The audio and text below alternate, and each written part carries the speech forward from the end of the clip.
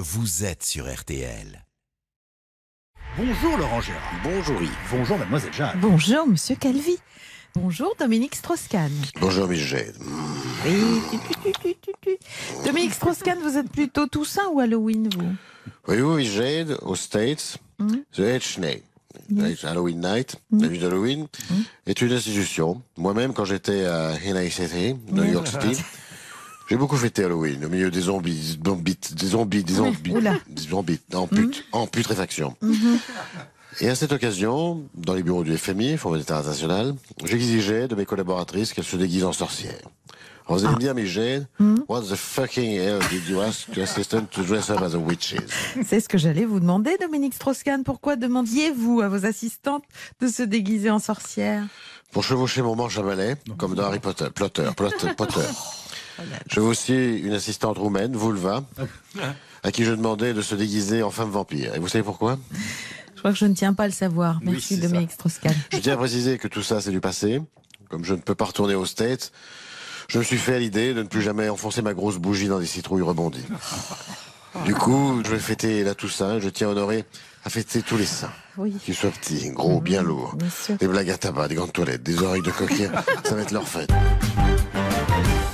Le nouveau président américain Joe Biden semble être devenu le nouveau héros de la classe politique française, au point que l'on parle de Biden Mania. Faisons le point sur ce phénomène inattendu avec notre spécialiste des USA. Bonjour John Rambo. Attends, arrête. Qu'est-ce qu'il y a? Ta musique, ça allait pour causer de Trump, mais ça va pas du tout pour Joe Biden. Bon bah d'accord, on va vous mettre autre chose de plus sympathique.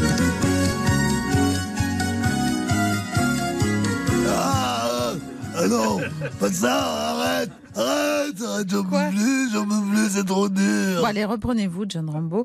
Qu'est-ce qui vous prend? C'est quand même très entraînant et puis vous devriez vous réjouir. On pensait que Joe Biden serait trop mou, trop vieux, trop centriste et puis finalement, il a l'air de gouverner. Vous regrettez tant que ça Donald Trump à la Maison-Blanche? C'était le montant du temps de Trump. Oui. Le matin, en se levant, on savait jamais ce qui allait se passer. Un coup, il voulait attaquer la Chine, une autre fois l'OTAN ou le Capitole. Une fois, il a même voulu envoyer un missile sur les bureaux de CNN et sur la cérémonie des Oscars à Hollywood. Ah oui. Et puis quand il perdait au golf, il engueulait Melania, le secrétaire général de l'ONU. On se marrait bien avec Donald. Mais quand même, ça doit être plus facile à gérer quand même la protection de Joe Biden. Tu peux pas comprendre. T'as jamais été en mission avec Joe Biden et sa femme prof d'anglais? Ah non. Allez-y, racontez-nous, John Rambo. Vous savez que ça vous soulage en général, et nous aussi. L'autre jour, mon pote Bobby et moi, on était affectés à la sécurité du président Bidet à bord d'Air Force One. À peine assis, Joe Bidet, il s'est endormi la bouche ouverte. Alors mon pote Bobby, pour déconner, il lui a piqué son dentier et il l'a remplacé par des dents de Bugs Bunny. Alors après, le président, il s'est réveillé et il a demandé à sa femme Jill, quoi de neuf, chérie? Mais la femme à Sleepy Joe, elle était furax. Elle a pris la tête à Bobby avec les droits de l'homme. Elle lui a fait écouter du John Baez. Alors, Bobby, il a craqué, il s'est mis à chialer comme un môme, tu te rends compte? Un type des forces spéciales qui avait le Vietnam. Je peux pas m'enlever ça de la tête, colonel. Oh non, John Rambo, c'est pas si grave que ça quand même. Si, c'est grave. Parce que depuis ce jour-là, Bobby, il a chopé la bidemania. Et toute la journée, il chantonne ça.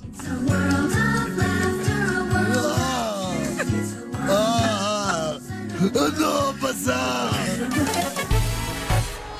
Le livre du journaliste italien Gianluigi Nuzzi inquiète l'Église catholique. Le Vatican serait proche de la ruine. Donnez-moi. Donnez. Dieu vous les rendra. Bonjour Pape François. Il est plus un toun. Un Halloween. Des pépettes du pays. Je suis à sexe, riad. Oui. Il est plus copec. Il vous calvinus de la matinée à l'os. Faites une petite sieste. Je suis ruiné. Mais c'est à ce point-là? Mes évêques ne peuvent même plus nourrir leurs femmes et leurs enfants. C'est une catastrophe. Mais vous n'avez pas de solution? Si, je vais mettre toutes mes robes sur le bon coin, mais c'est 12,52. Et Yellow, le magazine. Elle, spécial Fashion Week, le magazine. Oui. Et je vois que le blanc, c'est plus à la mode. Donc vous ne croyez pas au miracle? J'essaie de multiplier les bifetons, mais ça ne marche pas, ça m'énerve.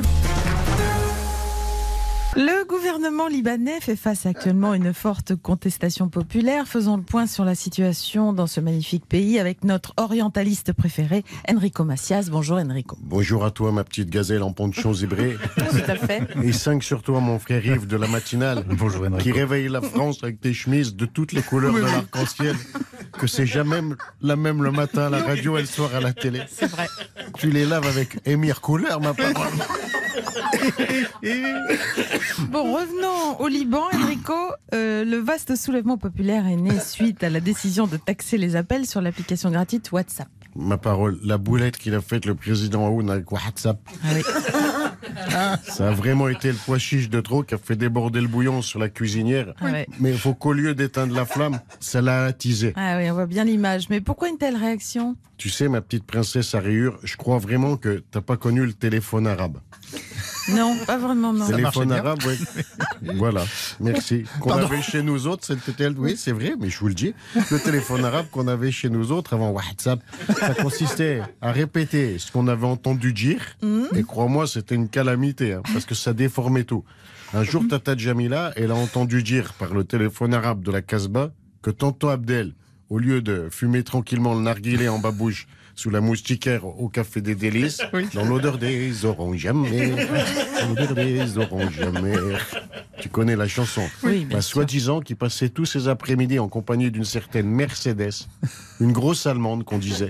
Il la sortait partout, il la bichonnait, même qu'elle était magnifique et qu'elle avait 2 gros airbags à l'avance. Tu vois ce que je veux dire? Excuse-moi pour l'image un peu crue. Hein. Oui, aïe, aïe, aïe, aïe. Et qu'est-ce qu'elle a fait, votre Tata Jamila, alors ? Elle a fait ni une ni deux. Elle a suivi tonton Abdel, elle a découvert le poteau rose. Mercedes, c'était pas une femme. C'était une voiture que tonton Abdel, il s'était acheté en cachette avec l'argent de la dent en or qu'il avait gardé par devers nous.